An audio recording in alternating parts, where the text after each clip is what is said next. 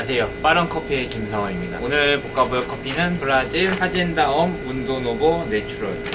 파젠다엄이라고 파젠다라는 이제 농장이고요. 엄이라는 건 엄바리스타 중에 세계 바리스타 대회에서 우승했던 작년도 우승자죠. 올해 우승자는 이제 인도네시아에서 탄생했어요. 보니까요. 작년도 우승자의 농장의 브라질 커피거든요. 브라질로 우승했다는 것 자체가 놀라운 일이죠. 브라질 커피를 넣고 이제 볶아보도록 하겠습니다.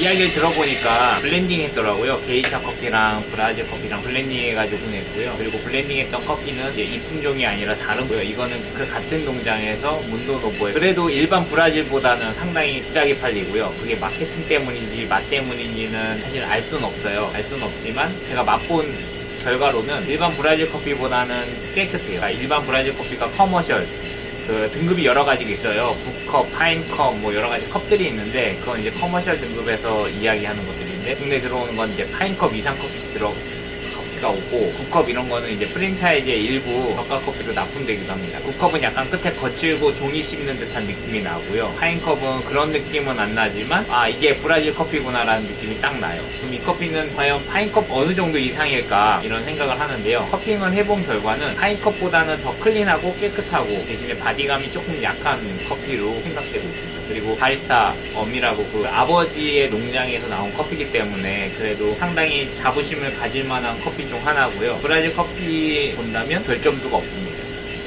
별점수는 가격이 비싼 거고요.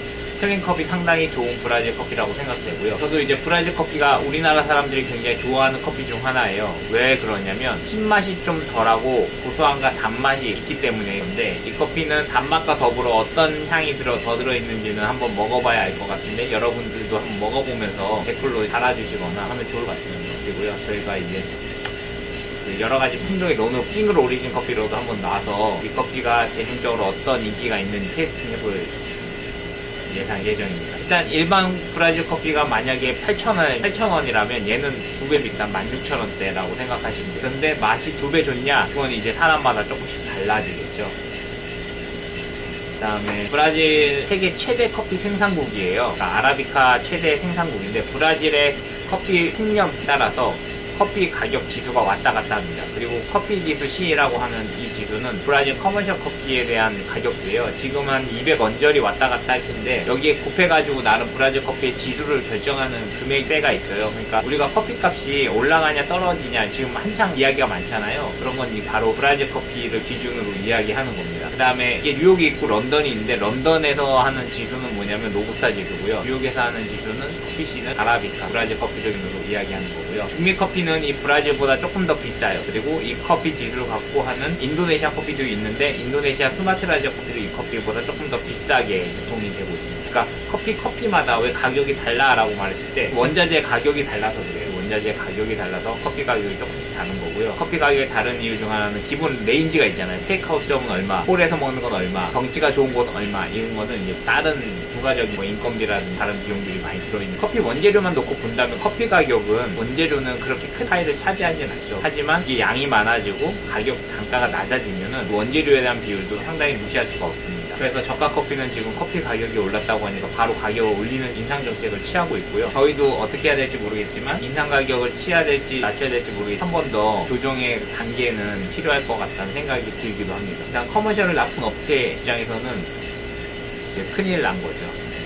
그래서 재고를 얼마나만큼 확보하느냐 이걸 소비자한테 전가했을 때 어떤 영향이 있느냐. 보통 경기가 좋을 때는 상관이 없는데 경기가 안 좋을 때는 이게 큰 부담이 되는 게 왜 그러냐면 원자재 가격을 올렸어요. 그래서 커피 가격을 소비자한테 전가를 했어요. 500원이든 300원이든 오르겠죠. 이 올린 가격만큼 수요가 줄어들죠. 수요가 줄어드는 만큼 기업 입장에서 매출이 줄어들죠. 매출이 줄어들게 되면 어떻게 그동안 해왔던 설비 투자에 대한 인건비나 여러 가지를 줄일 수 있는데 이미 사놓은 물건은 못 줄이잖아요. 그러다 보면 이제 이자나 이런 것들 때문에 회사가 위험에 빠지기도 합니다. 그래서 경기 침체가 너무 장기화되는 것도 안 좋은데 이게 어디까지가 없는 상태입니다. 일단 그래도 매출이 되면 버틸 수 있는 힘이 있지 않을까 이런 생각을 하고 있고요. 원자재가 계속 오르니까 생두를 갖고 오는 회사들도 부담이 되죠. 왜냐하면 옛날에는 한 컨테이너에 만약에 5천만 원이었으면 됐다 이러면 지금은 2배가 올랐으면 그게 1억이 되는 거예요. 그러면 가용할 수 있는 자원이 줄어든 거예요. 그렇죠? 그렇다고 마진을 뭐 10%씩 퍼센테이지로 붙이는 게 아니라 커머셜 같은 경우에는 몇백 원 단위로 붙여요. 사실 사실은. 그러니까 그때 금액은 많이 들고 리스크는 커지니까 생유 업체들도 이런 상황이 좋지만은, 그래서 가격이 곡물 가격이 오른다는 거는 다 같이 좋지 않은 결과를 나타내긴 하는데, 또 농부들 입장에서는 곡물 가격이 오르면 그 작물을 심어야겠다라는 동기부여도 되기 때문에 브라질에서 한창 지금 커피나무를 다시 심는 추세라고 합니다. 근데 한 번에 심는다고 다 되는 게 아니라 한 3년 정도 걸리거든요. 수확되는 데까지. 그러니까 3년 정도는 장기적으로 이 비싼 가격의 공급 체계가 유지되지 않을까, 이런 이야기가 있고요. 뉴스에서 많이 나오듯이 이제 엘니뇨나 이런 기후 변화 때문에 이렇게 커피가 바뀌고 있다, 이렇게 알아두시면 좋겠습니다. 기후변화에 가장 큰 영향을 미치는 건 에티오피아 커피가 내추럴 계열의 향미 빠졌다는 거고요. 얘가 지금 두 번째는 인도네시아 갔다 온 최근 사람의 이야기를 들어보면 비가 계속 내리세요. 비가 내리면 커피를 못 말리잖아요. 그러면 어떻게 돼요? 수확이 늦어지거나 혹은 말리는 시간이 오래돼가 정해질 때에 생두가 들어오지 못하는 거죠. 일단 기후변화 위기로 여러 가지 문제점들이 있고요. 지금 에티오피아 뉴크랍들이 막 들어와야 되는 시점인데 컨테이너가 안 잡혀가지고 한국에 머물러 있는 시점이라고 합니다. 그러니까 여러 가지가 맞물려 있는 상황이고요. 환율도 좀 지금 좋지 않죠. 지금 우울한 상황인데 사람들은 되게 좋은 거 같기도 하고, 제 주변에 보면 누군 되게 잘 되는 것 같고 누군 또 안 되는 거, 저희는 그냥 그럭저럭인 것 같은데 매출이 점점 줄고 있는 거는 확실합니다. 그러면서 이제 커피를 볶고 있는데, 이게 브라질 뉴크랍이잖아요. 뉴크랍이다 보니까 생각보다 시간이 더디게 가요. 그리고 지금 80도인데 온도가 빨리 안 오르는 걸 보면 수분 함량이 조금 높은 편이고, 그 다음에 뉴크랍이어서 이 안에 내용물이 많은 거예요. 그 다음에 이게 한국에 온 지 얼마 안 됐어요. 그래가지고 가장 빠르게 먹어보는 거. 제가 커핑하고 며칠 안 돼서요. 며칠 안 돼서 사가지고 이제 그 인도네시아 롱베리를 빼고 브라질을 넣는 거거든요. 그래가지고 이 커피는 좀 잘 팔렸으면 하는 바람이 있고요. 내추럴 계열 커피답게 체프는 많이 발생을 하네요. 가루가 많이 보이고요. 최대 화력으로 열입합일 때 화력을 줘가지고 이 커피를 빠르게 발견시켜가지고 맛을 한번 보도록 하겠습니다. 왜냐면 이 커피에 내용물이 좀 많은 것 같아요. 여기 그 성분이 아미노산 성분들이 많아서 당성분이랑 아미노산이랑 결합해가지고 다양한 향이 나온다고 제가 예전에 설명했는데, 이 커피도 다양한 게 있는 것 같다는 생각이. 브라질이 워낙 큰 나라여가지고, 이 나라가 사실 마음만 먹으면요, 저는 미국처럼 될 수 있다고 봐요. 지리적 조건으로 보면 미국이 천혜의 지역을 딱 갖추고 있거든요. 근데 브라질도 마찬가지로 천혜의 지역 요새를 갖추고 있어요. 땅덩어리도 그렇고. 그래서 브라질 사람들이 딱 대목만 되면 저는 세계 최강대국이 브라질이 되지 않나, 이런 생각을 하는데 안 되죠. 남미의 특유의 문화, 너무 잘 살면 배고픔을 몰라가지고 그냥 가만히 자다가 눈 뜨면은 위에 바나나가 열려있고 과일이 열려있으니까 그냥 따먹으면 되니까, 이게 사람들이 일할 어떤 그런 동기부여? 이게 안 되는 거. 우리나라는 가진 게 없어가지고 굶어가면서 어머니들이 교육을 시키고, 교육열 때문에 지금 여기까지 온 거잖아요, 우리나라가. 그 나라가 그렇지 못한 이유 중 하나는 조건이 훌륭하더라도 그런 제반 사항이 안 돼 있는 거예요, 교육열이나 이런 것들이. 이게 좀 약간 아쉬운 나라이긴 합니다. 대신에 우리가 싸게 커피를 먹는 것도 되니까 장단점이 공존한다고 볼 수 있고요. 어쨌든 그러면서 1팝이 터지고 있고요, 또고요. 우리나라의 브라질 커피가 많이 유통될 것 같다는 생각이, 브라질 로부스타나 이런 것들이.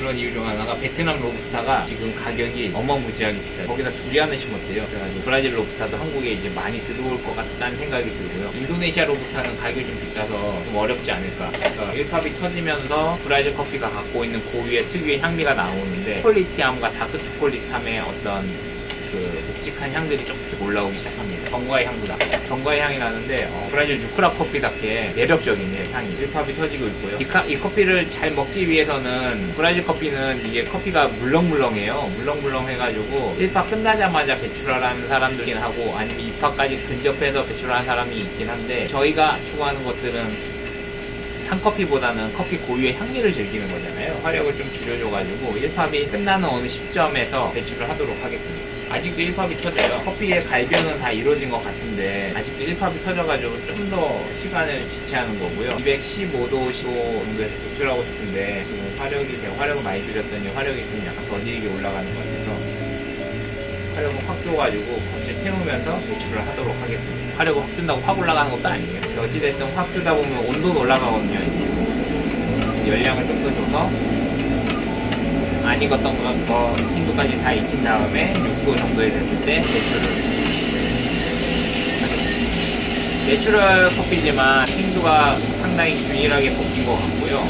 고급 커피라는 느낌이 확 드네요. 어찌됐든 이 브라질 커피 바리스타가 나왔던 이 브라질 커피 맛있게 먹었으면 좋겠고요.